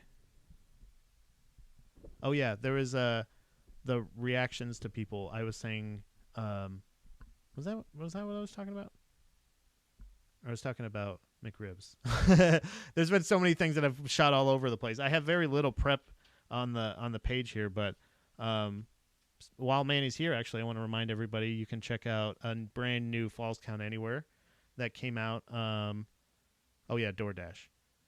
Yeah, I did a the DoorDash guy that just walked into my house. He didn't knock or anything. He just walked in. I think I told you about that, right? Yeah. But there is a fuck. What was I just saying? Oh yeah, Falls Count Anywhere with Youngblood and Manny. That's Youngblood. That's Manny. The audio version is out wherever you hear your podcast. You got your Apple Podcast. You got your Spotify, just like Joe Rogan. We're basically Joe Rogan, but with wrestling. And also, if you want the video, go to patreon.com/FCAPod1. Like I said, I tried to say that earlier. I don't think I told you. Oh, god damn it, Manny. DoorDash, I have put on reban for the time being, just because I was only, I was only using them for Popeyes. And I recently ordered from them Popeyes. And much like it's pretty simple. DoorDash, come in, you go to the place, you get the food, you put it on the doorstep, you hit the doorbell, you're gone, right? I even have a note that says, please ring doorbell. That's it, right? So I called the thing, I scheduled. Man, I'm telling you what, if you schedule it for a later time, that's the key. That's where the fucking the real shit is. But you put in your DoorDash order and put it in between 6:15 and 6:45 is when it's supposed to come. I was sitting down at the bottom of the stairs and I had opened, there's two doors that I have. I opened the second door a little bit just to have it cracked so I could hear I could hear him walking up and stuff like that. The other door is firmly closed, lights on. We're ready to go. The bench is ready to be chicken sandwiched, and then you just leave, right? So I'm waiting there, and I hear him walking up, and at the same time, Dom's not supposed to be home for another hour and a half, so I know it's not her. And I just hear the door open, and I just kind of pop right up, and I start walking over to the door, and he just walks into the house. He just walks through the second door, and the first thing I said to him, the only thing I could think to say to him was, "You just walking in? You just walking in the house? That's it?" I couldn't think of any other reaction beside I would like to say what the fuck are you doing? But initially it's just the shock of he didn't even ring the doorbell. That was the part that really frustrated me, was the fact that just the basic, even if I know somebody and they know I'm coming over and I get to the house, I still kind of do. When you open the door, when I say, yeah, come in, it's been well established when you're coming over to record, I know what time you're going to be here. I know it's been established that I say to you, come on in, Manny. I know you're going to be here. I'll be upstairs. But with DoorDash guy, I specifically say, hey, let me know when you're here. He didn't even give a little knock. Hey, DoorDash. Even when Manny comes up, he goes, hello? I'm here. Hi. Lets him like, what the fuck? And you would think, okay, so immediately, how do you picture this guy? Because like, I would think this kind of like, I'm thinking, I have no idea. Like because I don't hear, again, he's not even announcing himself as DoorDash. And we were trying to figure out, does he think that this is an apartment complex and like there's like the little mailbox things inside? Or did he just walk into the house? Did he just walk into the fucking house? So, not Asian. Not an Asian guy. Black guy.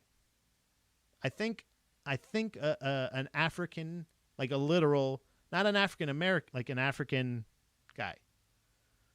Because he's, oh, I'm sorry. And then I said, it's all right, man. His confusion, by the way, was like, did you order DoorDash? And I was like, yeah. Like he's like, oh, is this not your order? Did you not order this? Like he was ready. Like, cause when I initially went to grab the food and say, okay, thanks, goodbye. He was like, oh, did you order this? Is this yours? Not like, oh, should I not be in your fucking house? Should I have rang the doorbell that is located at the fucking door that I just walked through? He didn't even like nothing. It was fucking crazy to me. I don't think that it was malicious. I don't think that it was a bad thing, but I do think that like I don't know if it's the reason you do it, Manny, but I don't have like weapons or anything. I'm not going to fucking call the cops on you because you're in my house.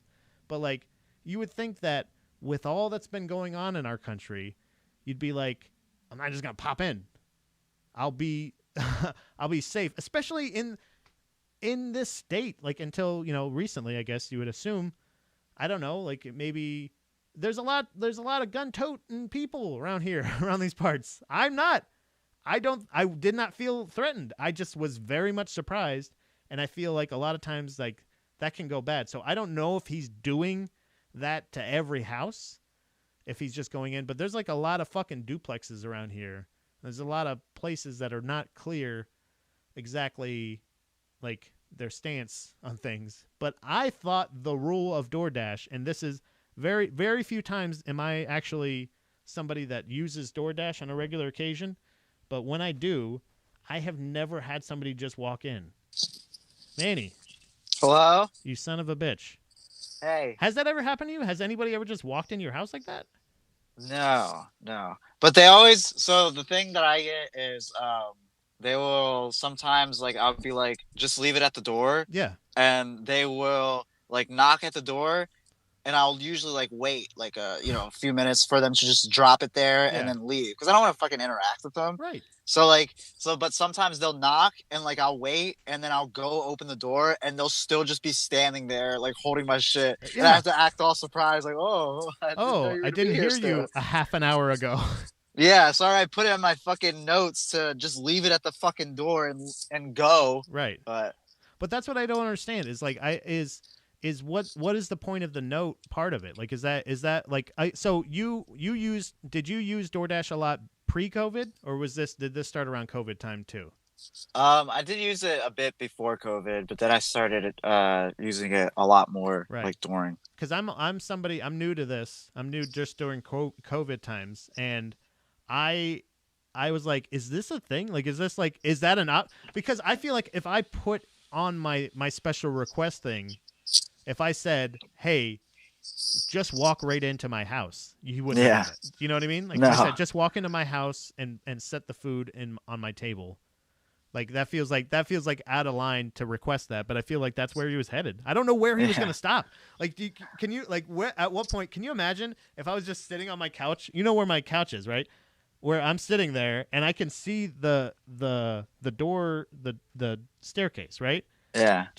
I'm just sitting there and I hear the door open and then close, and I hear the other door close, and I'm like, oh, and you just see some random dude at the top of your stairs. Just like start.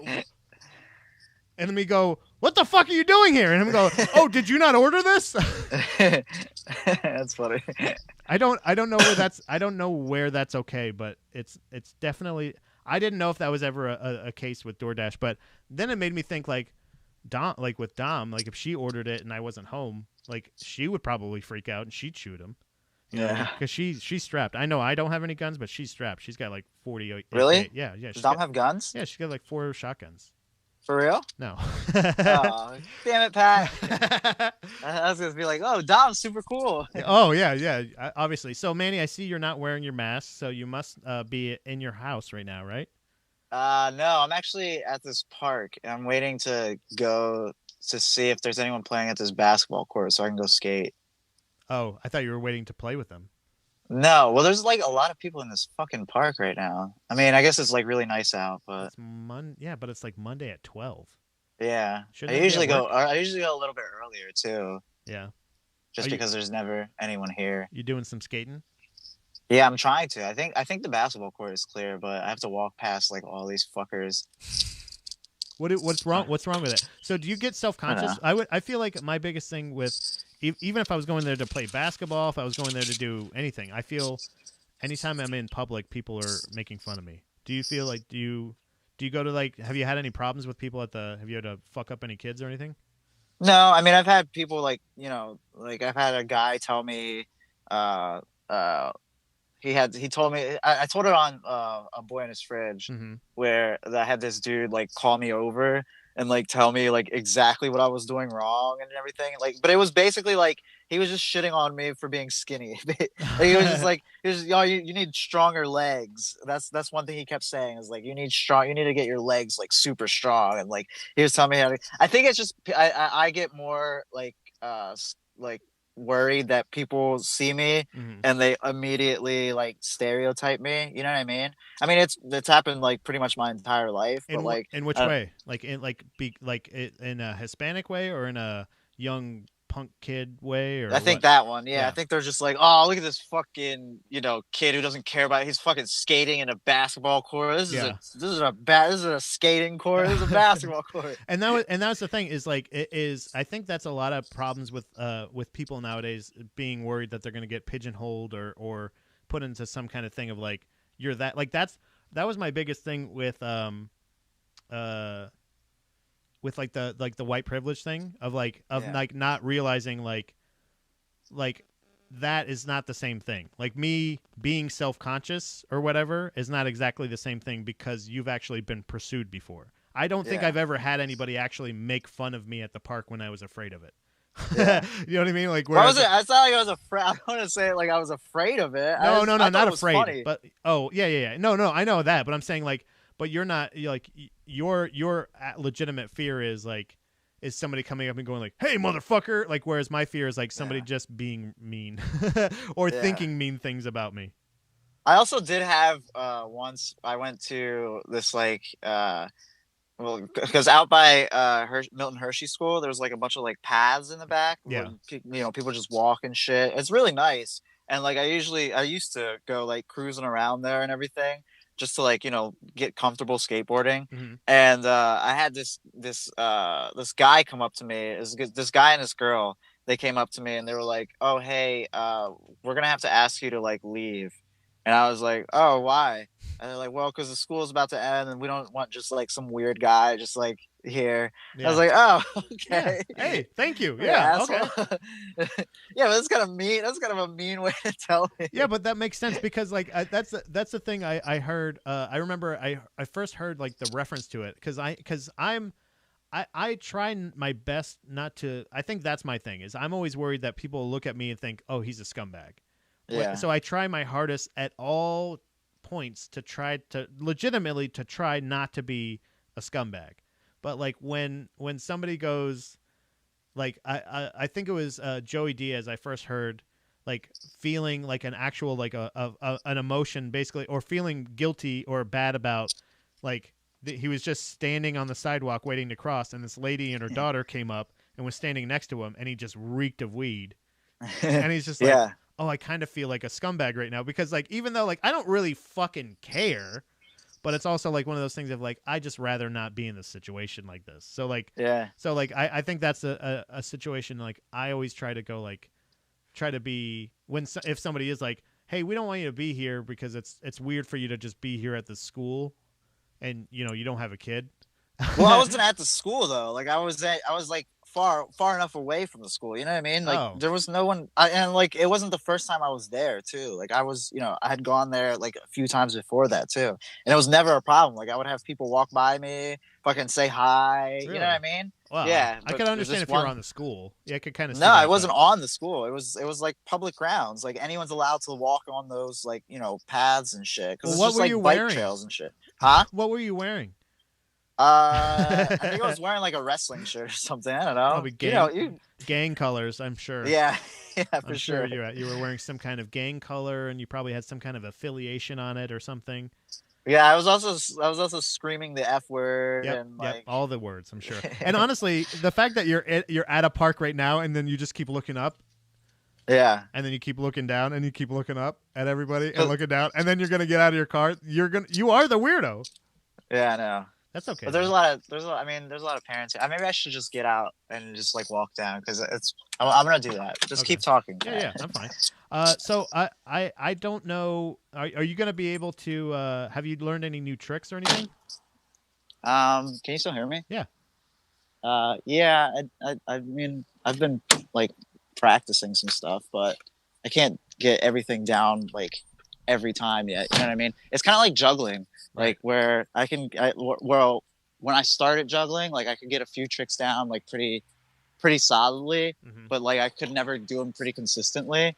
So yeah, I mean, I'm kind of in like the same boat right now, except at a much more like basic level. I've learned that I learned that a lot, like a lot of parallels between jujitsu and like comedy or like any kind of like anything that you do, like a thing you're able to relate a lot to the things that you're able to do, like the thing more. You know what I mean? Yeah. Like when you're able to take those lessons. Have you been able to take any kind of like lessons from juggling and like relate it to skating?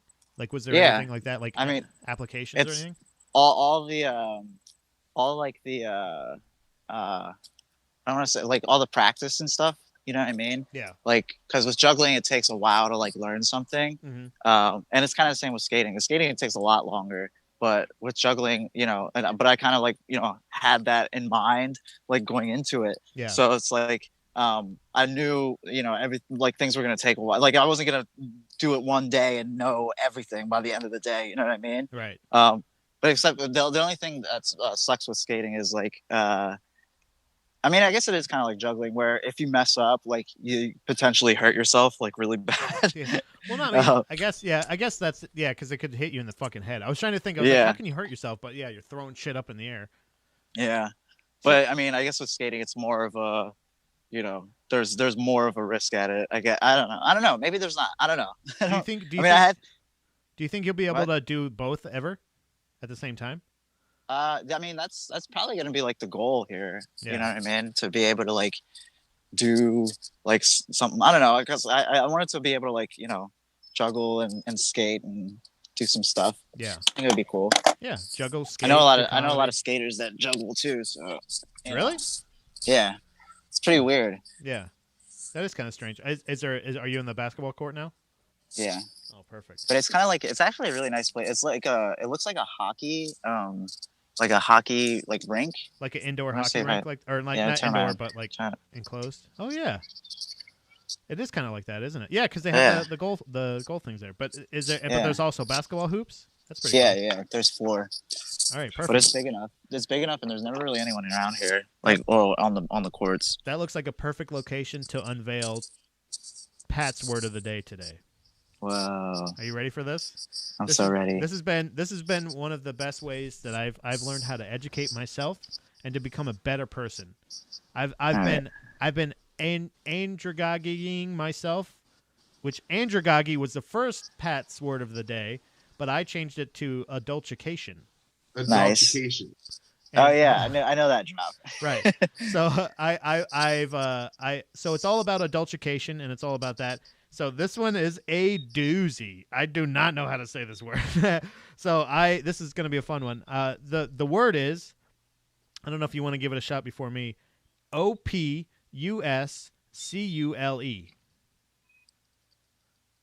A puss? Upscule? Opuscule? Opuscule? Opuscule? Is this an actual word, or is this like it's a two real words? word. It's now get this. The origin is French. That's why it sucks. Right. It means a small or minor literary or musical work. What the fuck was that? Is that haunted? No, there's like people just came onto the court. Oh, God damn it, Manny. A small or minor literary or musical work. An opuscule. An opus? Oh, that makes sense. Opus. Like an opus, but cule, like a little one. An opuscule. Yeah. So what wouldn't you make? Oh, let me see if I said. Oh, let's see if we said it right. Hold on. Opuscule. Opuscule. That's kind of what I said. Yeah, probably, but I was closer. Opuscule. I was definitely closer. I did say upscule or something like that. Opuscule. Opuscule. Opus wouldn't be OPA or US. It would be OPAS, right? Opuscule. Yeah. Opuscule. I don't like that one. I don't know. I don't like that one. I don't like that's a small. It should be a opus mini or opus skinny. Opus mini. Little opus. That's what it should be. A little opus. That was my favorite rapper. Little opus. Hey, John's here. Hey, John. How's it going, buddy? John's working right now from home, and he's also joining us on IG Live. Good to see you, buddy. Opuscule is the word of the day today, John. Opuscule. Use it in a sentence. GDP Live is but an opuscule in the Baby Mermaid's production of works. I like it. Ooh, I like that. I did that too. Manny is at the hockey rink. You're absolutely right, John. Man, it's basically, yeah. John is a white young male that grew up in America. That is for fucking sure. He knows what sports arena you are in as soon as he sees you. He saw the white back and with the red. He saw the red boards. top. He's gonna knock you into the boards, dude. Yeah. So I'm gonna fix opuscule. I'm gonna make it mini or little opus. Opuscule. Nice. Oh, look, see that? See what John's so funny. John's such a funny man. I love John. I really do. I miss John so much. I miss John too. He was. I got to see him last time before you. I feel like, I've got to see him last. And I think actually we're gearing up for new episodes of Hacks coming up. We've already started discussing Hacks Comedy Golf. Hacks Comedy Golf. Hacks Comedy Golf. On what is that noise? That's you. Is that just on my end? Yeah, I think it's your thing scraping against your face. It's okay though. No. It was like a beeping. That might be my phone. Beep, beep, beep. I put my phone next to the thing. That might be what it is. Come and get legal weed in Jersey, Manny. I saw that. Where your friend John lives. I think we should go babysit for him. What do you think? Yeah, once it's like actually through. I don't want to go like now when it's just like right now. No, right now. You can do it legally right now. I don't think you have to wait. He said that his neighbor already has a Trump 2024 flag up. So that's I saw the picture. You should get the picture. You should get along with that person right quick. just take your mask off, go over there and say hi. Bring him a McRib. So honestly, have you really never had a McRib? No, I have. Oh, you have had one? You just I just don't. I really don't like them. Yeah. I don't like rib sandwiches like that. Like I think it's really gross. It reminds me of like high school when we used to have like rib sandwich days or whatever. Yeah. And it was like the nastiest like rib that they put on, and they just slathered it with barbecue. And it's the exact same thing. Yeah. It's so gross, dude. It's so weird because like we're like I even thinking about like when I said like seasonal fast food stuff, I was like, I don't think there's a lot of seasonal fast food shit that besides the McRib, but it's like I said, it's not even seasonal. It's spontaneous. It's like every once in a while it just fucking explodes. But I think overall not having fast food is probably just the most sane thing that you can do. But I mean, it's not like I don't eat fast food. Like I eat fast food. I just don't eat like crazy crazy shit that they do. Like every time I go to fast food now, it's either to get like chicken nuggets or like some kind of like, I don't know, chicken sandwich or something. Yeah. So I can't even eat like burgers at fast food chains anymore. Just like in general, just because of how gross it is. Yeah, they're just really disgusting to me. I think as I've gotten older too, it's it's gotten worse. Like the only real place I go fast food now is Taco Bell, and I get like one of those like burrito bowls that they have there. Ooh. You know what I mean? And then if I'm not doing that, like I said, it's chicken nuggets. Yeah. Chicken nuggets. Chicken nugget fast food is the best, especially like Wendy's spicy nuggets. Oh my god! As far as like the variety too, like the fact that what restaurants have the chicken nugget or anything like that, you can't find a decent burger at like at some places or whatever, but you can definitely find like pretty good chicken nuggets pretty much anywhere. Like if you like chicken nuggets or anything like that. But like you're right, that's something you can't really mess up. Yeah, you can't fuck it up. It's like baked chicken and really. And Wendy's spicy chicken nuggets. Hell yeah. But that's not seasonal. Again, that's another one that's not seasonal. It's just no, it's not. It's crazy that more places don't have like a seasonal thing. Like again, the only other thing besides it's McRib, it's Shamrock Shake, it's pumpkin spice lattes, and really there's like I don't know how many other actual like seasonal. The other thing that Josh Dway was talking about earlier, he said Wawa brought back the gobbler. Which is the fucking it's like turkey. It's like a Thanksgiving sandwich. You got like pumpkin spice nuggets. Ew. No, you have it's like stuffing, turkey, cranberry sauce, gravy, mashed potato, whatever the fuck it is. So you put it's like turkey dinner. Yeah, turkey dinner on a bread. So you put carbs on carbs and then you eat it all together. So like I was like that sounds okay, I guess, but it's also that would be another seasonal thing. But really there's not a ton. Like as far as I feel like it's a really missed opportunity. I don't understand why everyone doesn't have something like that. Yeah. But that's why I'm not a CEO, Manny. Yeah, makes sense. I'm sitting here in my attic talking to you at a skate park, at a skating thing. Rink. What are they doing, by the way? What are the other people doing in the? Well, no. There's been people like walking in, just like their kids, and just like running around and shit. It's really You know, you probably have the same feeling of me at the trampoline park when I would go with no kids. Obviously, I don't have any kids, so I would just go to the trampoline park to play because I'm an adult. Yeah. Ooh, are you skating right now? I'm sitting on my skateboard. Ooh, we're getting special effects, Manny, on Instagram Live. You guys are missing it if you're watching on YouTube. Action, Manny. Manny looks like one of the kids that got cut from the Mighty Ducks. I'm Oldberg. Yeah, dude. Have you seen? You saw him like when he got fucked up, right? The guy who played Goldberg. Oh yeah, when he's all he's cracked like out. really. Yeah, he's like really like reformed now. I guess like Yeah, rehabilitated and everything. Yeah, somebody just brought him up yesterday. Yeah. But no scooter kids. No scooter kids. What are scooter kids like children or like are they like a gang that you're rival? They're basically both.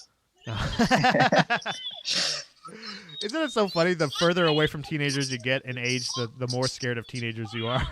Yeah, I hate teenagers, dude. So terrifying. I had a because you can't beat them up.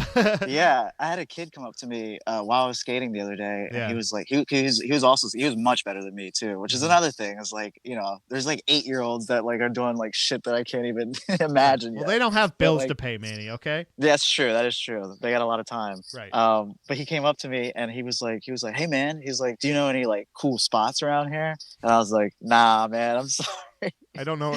I gotta tell you, I was like, here, take my wallet. You can, I'm so sorry. What if you were like, he's like, do you know any cool spots around here? And you're like, dude, look at me. I'm like, I'm in my 30s. I don't know where any cool spots are anywhere anymore. Yeah. All the cool spots I know are like bars that you're too young to drink. Manny, at. do you honestly know the majority of my texts today? What they have been? They've been to my wife on my way out of the house. Like I was leaving for jiu-jitsu this morning, waiting for my ride. And I was just texting her over and over again about how much I love the new socks I bought. I don't know any cool spots around here, dude. Yeah.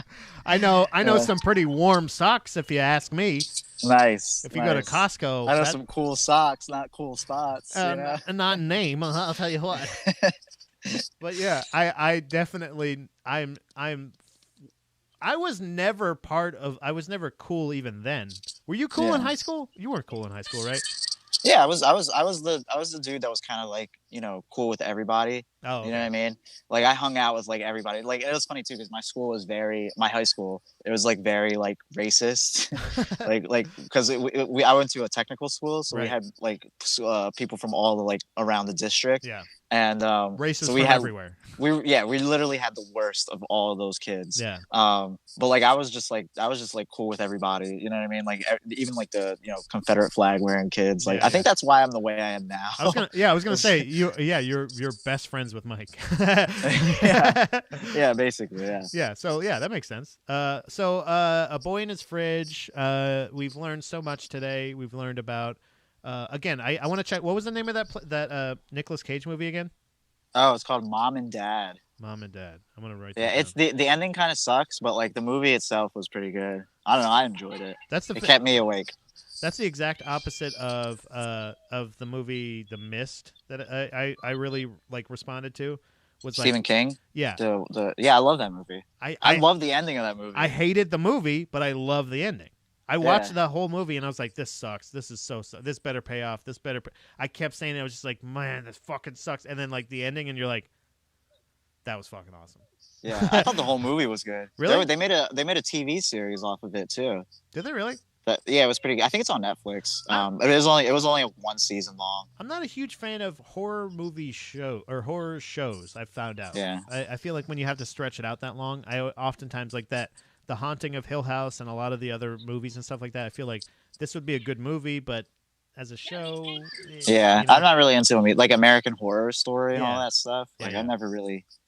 It just elongates the inevitable. Like it's just like you don't. It's not that it's predictable. It's just it's boring after a while when nothing happens or when like very little actually happens. So like it's cool to. So like His House, Mom and Dad. That's another movie to check out. That Mummy movie that everybody's, I'm sure, been suggested on Netflix. Whatever it is, watch that. That's fucking cool as shit. I haven't seen Hubie Halloween yet either. Watch it if you want. I was talking about that. Like, there's no such thing as like a straight to DVD anymore because there's not going to be fucking DVDs anymore. Yeah. So I don't know what to call those. Straight to Netflix. Straight to Netflix. Yeah. Like, but like that was a perfect example. That was the exact example I gave of like Adam Sandler seems to be putting out acceptable B movie or straight to DVD type movies. Yeah. But also Netflix. I thought that's what Netflix was going to be. Was they're just going to be like, we're going to just put out content, whatever it is. But then when you see something like this, like when you're like, oh, there's a good, solid, decently well thought out movie that they produced or they manufactured or distributed, whatever it may be. Okay, cool. And The Irishman, of course, which is the greatest movie of all time. And everybody, I still haven't seen that movie. How stupid can you be? Go watch it. What's wrong with you? I will. I'm going to go watch it now. I'm going to watch it while I'm skating. Yeah. See, there you go. Now you're getting it. John says it's the earnest, scared stupid for the next generation. Yeah. Yeah. I can see that. It's the water boy. It's the candy corn boy. That's all it is, you know? But Adam Sandler at his best. Yeah, exactly. Do you have anything that you'd like to plug? Any shows or anything coming up? No, just, False Count Anywhere, A Boy in His Fridge. Check those out. Hell yeah. Check out those podcasts. Thanks so much for joining in the show, man. I appreciate you coming in at the end there and and chatting it up for a bit at the end of the stream. Yeah, man. As always, if you're watching on YouTube, make sure that you check out Gross Domesticated Podcast.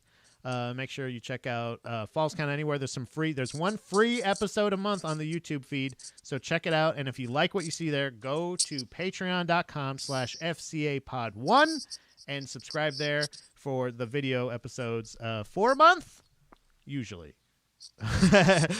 So thanks again, Manny. Thank you, guys. Thank you. All right, guys. Talk to you